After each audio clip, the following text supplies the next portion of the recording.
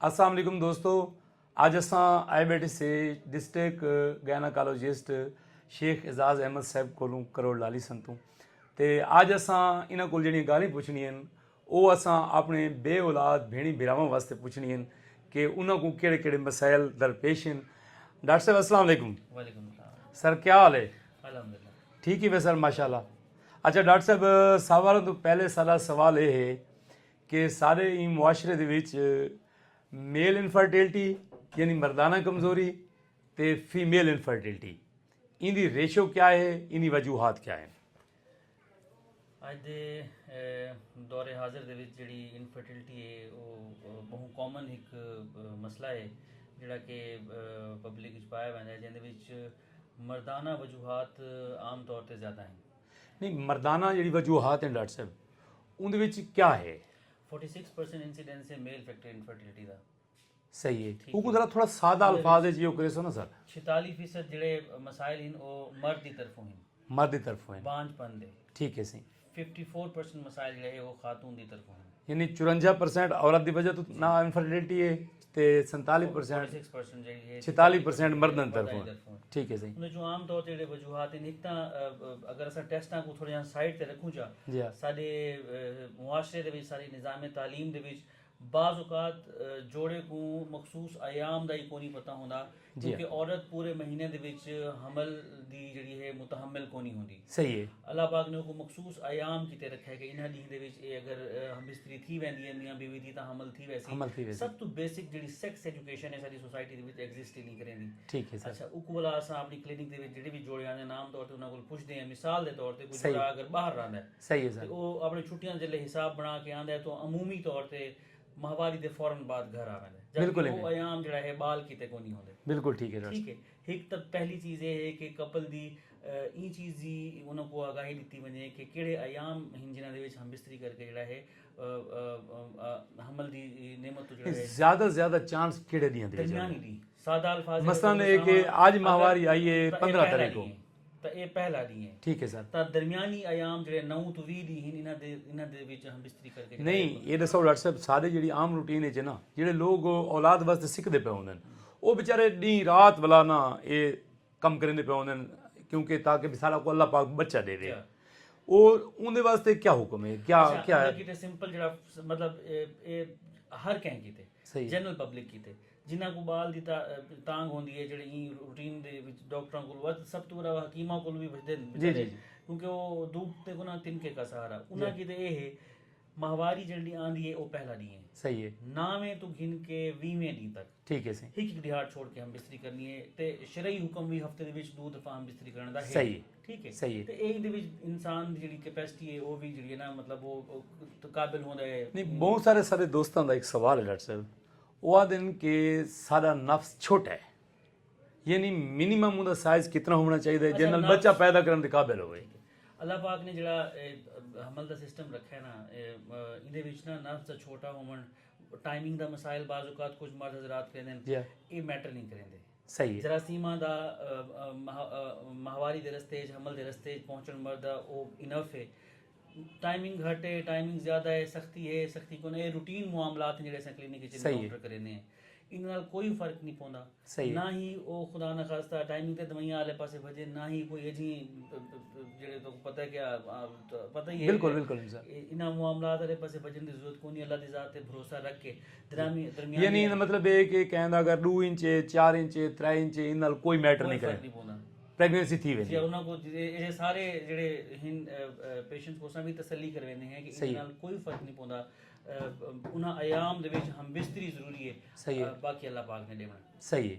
अच्छा डॉक्टर साहब ये दसो कि ਜਿਹੜੀਆਂ औरतां हैं इन्हां दी आइडियल एज केड़ी है प्रेगनेंट थीवन दी? अच्छा औरतां की अल्लाह पाक ने ना एक मखसूस एक लिमिटेड एज ग्रुप रखा है, मतलब सने बलूगत तो बाद अमूमी एज जी है ना 18 तो 38 साल के दरमियान ये हेल्दी बच्चे पैदा करने की उम्र है। सही है। बाज़ औकात 47 साल की उम्र भी औरतों के बाल जैसे बिल्कुल ही सर मोजे मिरेकल्स मोजे जरूर थी ने लेकिन हेल्दी बाल पैदा करने जी एक एज ग्रुप है वो 18 तो 38 35 साल के दरमियान जरा है ना फैमिली कंप्लीट कर लेंगे। डॉक्टर साहब ये जी औरतां हैं ये बांझ क्यों बनते हैं, इनकी कोई खास वजह है? बहुत सारे वजूहात हैं। अच्छा, बांझ लफ्ज़ को अगर तुम साइड ते कर लो ना, बांझ एक पुरानी तर्ज है, इको इवें लेबल कर दिता वैंदा जिवें जे कहें को बांझ आखने का मकसद ये है कि खुदा ना खास्ता उहदे च हमल पैदा करने दी पोटेंशियल ही कोनी। बिल्कुल मैडिकल टर्मिनोलॉजी दे विच पहले लफ्ज़ इस्तेमाल थींदा है इनफर्टाइल कपल, बिल्कुल हुण इस्तेमाल थींदा है सब फर्टाइल कपल। दुहां दे विच बहुत ज़मीन आसमान दा फर्क है। इनफर्टाइल दा मतलब बांझ,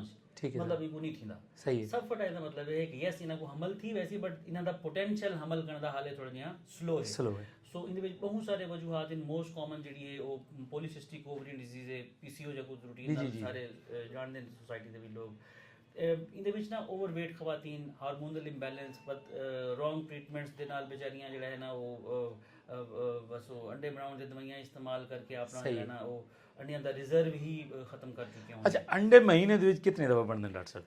अंडे महीने ਦੇ ਵਿੱਚ ਇੱਕ ਦਫਾ ਬਣਦਾ, ਇੱਕ ਦਫਾ ਬਣਦੇ हर महीने ਦੇ ਵਿੱਚ। औरत ਦੀ ਉਹ जिस्म ਕਿੰਨਾ ਟਾਈਮ ਵਾਸਤੇ ਰਹਿੰਦੇ ਨੇ? औरत ਦੇ जिस्म ਦੇ ਅੰਦਰ अल्लाह पाक ने महदूद मिकदार रखी है एग्स दी, ठीक है सर ठीक है। जैको असां फॉलिकल्स आते जी हैं, सर। बाज़ औकात इन्हां को थैली आख दिता वैंदा है जी थैली बन गई है। ये हर खातून के जिस्म दे विच हर महीने दे विच एक या 2 एग या 3 एग या 4 एग सामने आते हैं जेड़े कि वाला मैच्योर थींदे ने, वाला उन्हां चों कोई 1-2 स्पर्म जिहड़ा है एग जिहड़ा है वो फर्टिलाइज थींदा है हमल दे प्रोसेस में। ठीक है। अच्छा ये रिजल्ट डॉक्टर साहब जेड़े सारे नौजवान हैं जेड़े कहंदे ने कि यार असां शादी दा कर गिनू आ लेकिन यार साडा बहुत मसला है असां तो बिल्कुल कम थींदे ही कोई नहीं, बेसिकली उन्हां दी वजह क्या है? ये सोशल भाई बर्थ होंदे नहीं, ये सोशल फैक्टर है जेड़ा कि सोशल प्रेशर ही को आख देवो। मैं तो जवाना को हिका गाल करे ना, शादी करो उनके बाद पता लग सी मसाइल क्या हैं। सही है जे तक तुसा शादी ही नहीं की तो को अपने मसाइल का किवें पता लग सकदे? बिल्कुल, सिर्फ और सिर्फ सोशल फैक्टर्स हैं जेड़े कि मुआशरे ने उनके जहन दे विच खौफ पैदा कर दिते हुए सही है जेदे सर, विच तो डरे वदे होन। सही है 99% जेड़े मर्द हैं वो शादी तो बाद बहुत अच्छा परफॉर्म करदे ने ते वो बस दौड़ नहीं लावनी होंदी, वेट करना होंदा अपनी वारी दा। अगर वो खास ड्यूरेशन दे विच आम तौर पे 2 साल 1.5 साल तक असां पेशेंट्स को अंडे बनाने की दवाइयां वाले पासे भी नहीं गिन के आते। सही है सर असां उन्हां को रूटीन काउंसलिंग करने हैं, रूटीन समझाने हैं कि इस तरीके नाल चलो ते प्रेगनेंसी अल्लाह पाक दे रहे। ठीक है सर। डॉक्टर साहब ये दसाओ कि ਜਿਹੜੀਆਂ ਸਾਰੀਆਂ भेणी ਦੀ ਤਾਰੀਖ ਜਿਹੜੀ ਹੈ ਉਹ ਹਰ ਮਹੀਨੇ ਚੇਂਜ ਹੁੰਦੀ ਰਹਿ ਪੈਂਦੀ ਹੈ, ठीक है ਇੱਕ ਰੂਟੀਨ ਤੋਂ ਹਟ ਪੈਂਦੀ ਹੈ, ठीक है। ਉਹ ਡਿਜ਼ੀਜ਼ ਹੈ ਜਾਂ ਨੈਚੁਰਲ फैक्टर है? नॉर्मल वेरिएशन तब्दीलियां होंदियां माहवारी दियां। मसलन कहीं खातून को 28 दिन किते तरीक आंदी है, कहीं खातून को 35 दिन किते मतलब पूरा महीना दा सही है बनदा। 28 to 35 दिन एक एवरेज खातून दी एक एवरेज रूटीन है। सही है सर। अगर माहवारी तो को 1.5 महीना नहीं आती, 2 महीने नहीं आती, वत ये प्रॉब्लम है, वत बीमारी है। टेस्टिंग वला इनदे इलाज, बट ए जी खुदा ना खासा बीमारी को नहीं जिदा इलाज ना होवे। सही है sir. A treatable PCO polycystic ovarian disease treatable disease है। इनके अलावा वत बे फैक्टर भी आ वेंदे जिवें टूपां को देखना होंदा है, जिवें बच्चे दा अंदर कोई नुक्स ना होवे, एग्स दी क्वालिटी ठीक बनदी पई होवे। ये सारे फैक्टर कलेक्टिवली मजमूई तौर ते असां देने हैं, वला असां एक पैमाना बने हैं कि इन पेशेंट को केड़ी कैटेगरी च रखना है, सही। किवें इलाज टोरना है, एक सिंपल दवाइयां नाल टोरना है, एक समझावना है, या खुदा ना खास्ता बाज़ साकू इंतहाई जेड़ी सीरियस संजीदा सूरत हाल होंदी है उहदे विच साकू IVF या ICSI वाले पासे भी मरीज़ां को भेजना ये ਜਿਹੜਾ IVI है ये डिफरेंट मेथड है, ICSI डिफरेंट मेथड है? IUI IVF ICSI जी सर। ये 3 different lines in assisted reproductive techniques दी। सही। असिस्टेड रिप्रोडक्टिव टेक्निक्स वो टेक्निक्स इन जिहदे विच कुदरती तौर ते हमल ना थीना पियो होवे ते असां असिस्ट मदद गिन के कंहिं तरीक़ेकार दी असां हमल दी कोशिश करदे हैं। या कोई टेस्ट ट्यूब बेबी आता है? टेस्ट ट्यूब बेबी भी पुरानी टर्म है, जी इसको मौजूदा ज़माने दे विच एथिकल रीजन दी वजह तों एक्सेप्ट नहीं किया वैंदा। सही है सर। टेस्ट ट्यूब बेबी का आम तौर ते इंप्रेशन ये वैंदा है कि ये ट्यूब विच बने, टेस्ट ट्यूब विच बने, जबकि सही। इवें नहीं होंदा। सही पहली जिहड़ी सीढ़ी है हमल थीवण दी वो है फर्टिलाइजेशन। सही है सर। पहली सीढ़ी पार करा के जायगोट को बच्चे को औरत दी रहम विच रख दिता वैंदा है, बाकी 9 महीने तो अपनी माँ दे ढिड च पूरे करेंदा है। बिल्कुल है सो टेस्ट ट्यूब मैं इस्तेमाल ना करेंदा अज दे दौर दे विच, मेरे उस्ताद नहीं इस्तेमाल करेंदे। जी सर। ये एक लेबल भी लग पैंदा ये ट्यूब वाला बाल है, ये टेस्ट बिल्कुल ट्यूब है वाला सर, बाल है, बिल्कुल ठीक है ना? सर। तां हालांकि इस तरह का कोई गुनाह ही नहीं, कोई ऐब भी नहीं। बिल्कुल इन्हें ना पेशेंट को बेसिकली पॉजिटिव रखना है, कपल सही को है। सा पॉजिटिव रखना है इन प्रोसेस दे विच, क्योंकि है किसी स्ट्रेस का शिकार ना देवन। ता सही। वास्ते जेडी टर्मिनोलॉजी है जरा तो मैं दसना पिया ये तब्दील थी चुकी है। सही है। टेस्ट ट्यूब का इस्तेमाल ना दा इस्तेमाल नहीं करना। सही। दूसरी गल है कि ये टेस्ट ट्यूब IUI है असां औरत दी रहम दे विच सही है। मर्द जरासीम पहुंचा देने हैं, बाकी सारा कुछ नेचुरली थी। ठीक है सर। IVF ਦੇ ਵਿੱਚ ਮਰਦ ਤੇ ਔਰਤ ਦੇ ਜਰਾਸੀਮਾਂ ਨੂੰ ਲੈਬੋਰਟਰੀ ਦੇ ਵਿੱਚ ਪ੍ਰੋਸੈਸ ਕਰਕੇ ਇੱਕ ਪਹਿਲੀ ਜਿਵੇਂ ਦੱਸਾਂ ਮੈਂ ਸੀੜੀ ਪਾਸ ਕਰਾ ਕੇ ਜਿਹੜਾ ਜ਼ਾਈਗੋਟ ਬਣਦਾ ਹੈ ਉਹ ਨੂੰ ਮਖਸੂਸ ਡੀਨ ਦੇ ਵਿੱਚ ਔਰਤ ਦੀ ਰਹਿਮ ਦੇ ਅੰਦਰ ਰੱਖ ਦਿੱਤਾ। ਬਿਲਕੁਲ ਠੀਕ ਹੈ ਸਰ। ਬਾਕੀ ਸਾਰਾ ਜਿਹੜਾ ਹਮਲ ਹੈ ਉਹ 9 ਮਹੀਨੇ ਜਿਹੜਾ ਹੈ ਨਾ ਉਹ ਔਰਤ ਦੇ ਪੇਟ ਦੇ ਅੰਦਰ ਗੁਜ਼ਰਦਾ ਹੈ, ਬਿਲਕੁਲ ਇੱਕ ਨਾਰਮਲ ਪ੍ਰੈਗਨੈਂਸੀ। ਅੱਛਾ ਡਾਕਟਰ ਸਾਹਿਬ ਇਹ ਦੱਸੋ ਕਿ ਜਿਹੜੇ ਮਰਦ ਸਪਰਮ ਹਨ ਕਿਤਨੇ % ਤੱਕ ਹੋਣੇ ਚਾਹੀਦੇ ਨੇ ਜੋ ਪ੍ਰੈਗਨੈਂਸੀ थी वेंदी है? बहुत ज़रूरी सवाल है। सब तो पहली चीज़ है कि कोई एक स्पेसिफिक पैरामीटर को नहीं होता। सही है सर। ठीक है, मर्द दे स्पर्म्स दे विच एटलीस्ट 18 ਤੋਂ 20 ਪੈਰਾਮੀਟਰਸ ਦਿਖੇ ਹੋਏ ਨੇ। ਸਹੀ ਹੈ ਸਰ। ਸਿਰਫ ਪਰਸੈਂਟੇਜ ਆਫ ਸਪਰਮਸ ਜਾਂ ਨੰਬਰ ਆਫ ਸਪਰਮਸ ਕਾਊਂਟ ਨਹੀਂ ਕਰਿੰਦੇ। ਸਹੀ ਹੈ ਸਰ। ਉਹਨਾਂ ਦੀ ਸ਼ਕਲ ਸੂਰਤ ਕੀ ਹੈ, ਉਹਨਾਂ ਦੀ ਤੈਰਨ ਦੀ ਸਲਾਹੀਅਤ ਕੀ ਹੈ, ਉਹਨਾਂ ਦੀ ਤਾਦਾਦ ਕਿਤਨੀ ਹੈ, ਸੀਮਨ ਦਾ ਵੋਲਿਊਮ ਕਿਤਨਾ ਹੈ, ਉਹਦੀ ਰੰਗਤ ਕੀ ਹੈ, ਉਹਦੇ ਇਹ ਵੀ ਮਲਟੀਪਲ ਫੈਕਟਰਸ ਜਿਹੜੇ ਅਸਾਂ ਦੇਖਦੇ ਹਾਂ। ਤਾਂ ਇਹ ਸਵਾਲ ਦਾ ਜਵਾਬ ਸਿਰਫ ਇਤਨੀ ਹੀ ਪਰਸੈਂਟੇਜ ਤੇ ਦੇਵਣ ਮੇਰੇ ਖਿਆਲ ਤੇ ਕਾਫੀ ਕੋਈ ਨਹੀਂ। ਲੇਕਿਨ ਜ਼ਿਆਦਾਤਰ ਮਰਦ ਜ਼ਿਆਦਾਤਰ ਔਰਤਾਂ ਇਤਨੇ ਮਸਾਇਲ ਦਾ ਸ਼ਿਕਾਰ ਕੋਈ ਨਹੀਂ ਹੁੰਦੇ ਜਿਤਨਾ ਉਹਨਾਂ ਜ਼ਿਹਨ ਤੇ ਬਣਾਇਆ ਹੁੰਦਾ। ਸਹੀ ਹੈ ਠੀਕ ਹੈ। ਰੀਜ਼ਨ ਅਨਅਵੇਅਰਨੈਸ। ਸਹੀ ਮਤਲਬ ਆਗਾਹੀ ਨਹੀਂ ਹੁੰਦੀ ਕਿਹੜੇ ਰਸਤੇ ਤੇ ਟੁਰਨਾ ਹੈ, ਕਿਵੇਂ ਟੁਰਨਾ ਹੈ। ਬਸ ਆਮ ਤੌਰ ਤੇ ਸਭ ਕੁਝ ਵੀ ਨਹੀਂ ਕਰਨਾ ਪੈਂਦਾ, ਸਿਰਫ ਉਹਨਾਂ ਨੂੰ ਸਿੱਧੇ ਰਸਤੇ ਤੇ ਚਲਾਉਣਾ ਪੈਂਦਾ ਹੈ, ਉਹਨਾਂ ਕੋਲ ਅਮਲ ਪੈਂਦਾ ਹੈ। ਸਹੀ ਹੈ ਸਰ। ਅੱਛਾ ਡਾਕਟਰ ਸਾਹਿਬ ਇਹ ਦੱਸੋ ਕਿ ਸਪਰਮ ਕਾਊਂਟ ਅਗਰ ਕਹਿੰਦੇ ਘੱਟ ਹੋਵੇ ਜੀ ਉਹ ਟ੍ਰੀਟੇਬਲ ਹੈ?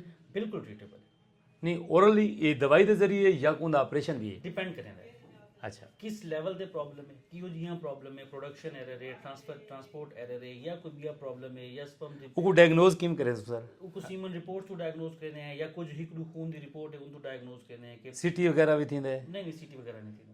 ਇਹਦੇ ਦੋ ਇੱਕ ਬਲੱਡ ਰਿਪੋਰਟਸ ਇਨ ਮੈਕਸਿਮਮ ਸਿਚੁਏਸ਼ਨ ਦੇ ਵਿੱਚ ਅਲਟਰਾਸਾਊਂਡ ਕਰਨਾ ਪੈ ਸਕਦਾ ਹੈ ਜਾਂ ਕੁਝ ਬੈਡ ਟੈਸਟ ਜਿਹੜੇ ਸਭ ਕਰਨੇ ਪੈ ਸਕਦੇ ਯਾਨੀ ਉਹ ਠੀਕ ਥੀ ਸਕਦੇ ਜੀ ਬਿਲਕੁਲ ਠੀਕ ਥੀ। ਅੱਛਾ ਡਾਕਟਰ ਸਾਹਿਬ ਇਹ ਗੱਲ ਬਈ ਪੁੱਛਦਾ ਪਿਆ ਨਾਰਾਜ਼ ਹੁੰਦੇ ਸੋਏਤ ਪਰ ਡਾਕਟਰਾਂ ਦੇ ਖਿਲਾਫ ਕਿ ਅੱਜ ਤੋਂ ਪਹਿਲੇ ਪੁਰਾਣੇ ਵੇਲਿਆਂ ਦੇ ਵਿੱਚ ਆਪਰੇਸ਼ਨ ਦਾ ਕਨਸੈਪਟ ਹੀ ਕਿਉਂ ਨਹੀਂ ਸੀ ਸੈਕਸ਼ਨ ਦਾ? ਠੀਕ ਹੈ। ਹੁਣ ਕਾਮਨ ਕਿਉਂ ਥੀ? ਇਹ ਥੋੜਾ ਸਵਾਲ ਨਾ ਇੰਤਹਾਈ ਕੀਮਤੀ ਹੈ ਤੇ ਮੈਂ ਚਾਹਨਾ ਵੀ ਕਿ ਇਹ ਸਵਾਲ ਆਵੇ। ਇਹ ਸਵਾਲ ਤਾਂ ਕੀਮਤੀ ਮੈਂ ਕਰਨਾ ਮੇਰਾ ਫੇਵਰਿਟ ਕੁਐਸਚਨ। ਦੇਖੋ ਤੁਸੀਂ ਕਿੰਨੇ ਸਾਲ ਪਹਿਲੇ ਆ ਕੇ ਕਮ ਸੇ ਕਮ ਅੱਜ ਤੋਂ 20-25 ਸਾਲ ਪਹਿਲੇ ਵਜੋ 10 ਸਾਲ ਪਿਛਾ ਲੱਗੇ ਵਜੋ 20-25 ਸਾਲ ਬਹੁਤ ਪਿਛਾ ਦੀ ਵੈਸੀ 10 ਸਾਲ ਪਹਿਲੇ ਸਿਜ਼ੇਰੀਅਨ ਦਾ ਜਿਹੜੀ ਰੇਸ਼ੋ ਹੈ ਬਹੁਤ ਘੱਟ ਹੈ।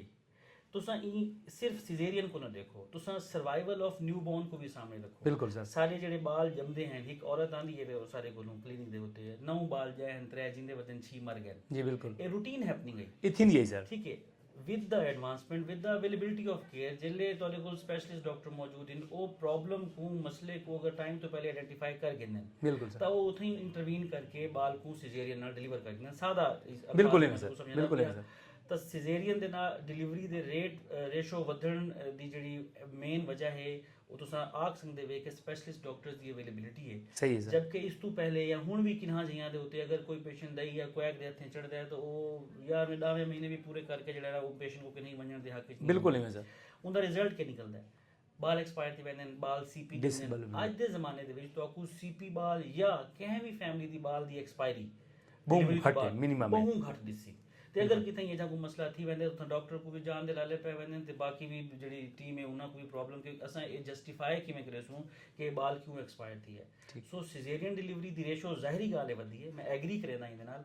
ਲੇਕਿਨ ਇਹਦੇ ਨਾਲ ਨਾਲ ਬਾਲਾਂ ਦਾ ਸਰਵਾਈਵਲ ਰੇਟ ਵੀ ਵਧਿਆ। ਸਾਡੀ ਨਿਓਨੇਟਲ ਮੋਰਟੈਲਿਟੀ ਰੇਟ ਕਾਫੀ ਹੱਦ ਤੱਕ ਇੰਪਰੂਵਡ ਹੈ। ਦੋ ਅਗਰਚੇ ਅਸਾਂ ਦੁਨੀਆ ਦੇ ਮੁਕਾਬਲੇ ਬਹੁਤ ਪਿੱਛਾ ਵਧੇ ਹਾਂ लेकिन अगर असां अपने न्यूनेटल मोर्टेलिटी रेट को 10 साल नाल कंपेयर करूँ पिछले नाल तो बहुत बेहतर थी गया क्योंकि इन सर्विसेज की अवेलेबिलिटी पैरीफरी ਦੇ ਵਿੱਚ ਵੀ ਬਹੁਤ ਐਡਵਾਂਸ ਥੀ ਗਈ ਹੈ। ਸਹੀ। ਤੁਸੀਂ ਕੀ ਸਮਝਦੇ ਵੇ ਕਿ ਸਿਜ਼ੇਰੀਅਨ ਵਾਲਾ ਮੈਥਡ ਨਾਰਮਲ ਡਿਲੀਵਰੀ ਕੋਲ ਬਿਹਤਰ ਹੈ? ਸਿਜ਼ੇਰੀਅਨ ਵਾਲਾ ਮੈਥਡ ਨਾਰਮਲ ਡਿਲੀਵਰੀ ਕੋਲੋਂ ਬਿਹਤਰ ਉਹ ਵੇਲੇ ਹੈ ਜਿਹੜੇ ਵੇਲੇ ਬਾਲ ਜਾਂ ਮਾਂ खुदा न खास्ता कहें एजिंग कंडीशन का शिकार कंप्लिकेशन है जी हाँ माँ या बाल कहें को नुकसान पहुँच सके ਤਾਂ ਉਹਦੇ ਵਿੱਚ ਇਮੀਡੀਏਟਲੀ ਬਾਲ ਕੋਈ ਐਬਡੋਮੀਨਲ ਪੇਟ ਦੇ ਰਸਤੇ ਨਾਲ ਬਾਹਰ ਕੱਢ ਕੇ ਉਹ ਪ੍ਰੋਬਲਮ ਤੋਂ ਮਾਂ ਤੇ ਬਾਲ ਦੋਹਾਂ को ਬਚਾਏ ਤਾਂ ਜਦਕਿ ਨਾਰਮਲ ਡਿਲੀਵਰੀ ਜਿਹੜੇ ਕਪਲ ਦੀ ਅਗਰ ਥੀਂਦੀ ਹੋਵੇ ਉਹਦਾ ਕੋਈ ਮੁਤਬਾਦਲ ਕੋਈ ਡਾਕਟਰ ਸਾਹਿਬ ਬਹੁਤ ਮਿਹਰਬਾਨੀ ਹੈ ਤੁਹਾਡਾ ਬਹੁਤ ਸ਼ੁਕਰੀਆ। ਲੇਕਿਨ ਇੱਕ ਗੱਲ ਮੈਂ ਕਰੇ ਸਾਂ ਜਿਹੜੇ ਦੋਸਤ ਇਹ ਵੀਡੀਓ ਦੇਖ ਕੇ ਆਵੇਂ ਨਾ ਉਹਨੂੰ ਤੁਸੀਂ ਫੁੱਲ ਰਿਆਇਤ ਵੀ ਕਰਨੀ ਹੈ ਤੇ ਜਿਹੜੇ ਸਪੈਸ਼ਲੀ ਮੇਲ ਤੁਹਾਡੇ ਨਾਲ ਗੱਲ ਕਰਨਾ ਚਾਹੁੰਦੇ ਨਾ ਬਹੁਤ ਸਾਰੇ ਸਾਡੇ ਇਹੋ ਜਿਹੇ ਕਪਲ ਹਨ ਜਿਹੜੇ ਆਦਨ ਕਿ ਯਾਰ ਅਸਾਂ ਡਾਕਟਰ ਨਾਲ ਕਈ ਤਰੀਕੇ ਗੱਲ ਕਰੂੰਗਾ ਅਸਾਂ ਕੋ ਆਪਣੀ ਗੱਲ ਸਮਝਾਊਂਗਾ ਉਹ ਤੁਹਾਡੇ ਕੋਲ ਆਸਨ ਜ਼ਰੂਰ ਉਹਨਾਂ ਦੀ ਜ਼ਰੂਰ ਮਦਦ ਕਰਾਏ ਸਰ। ਤੁਹਾਡੇ ਰੈਫਰੈਂਸ ਨਾਲ ਜਿਹੜੇ ਪੇਸ਼ੈਂਟ ਆਸਨ ਤੁਸੀਂ ਜਿਵੇਂ ਆਖੋ ਸਾਂ ਉਵੇਂ ਕਰੇ ਸਰ। ਸ਼ੁਕਰੀਆ sir. Thank you very much sir. Thank you very much.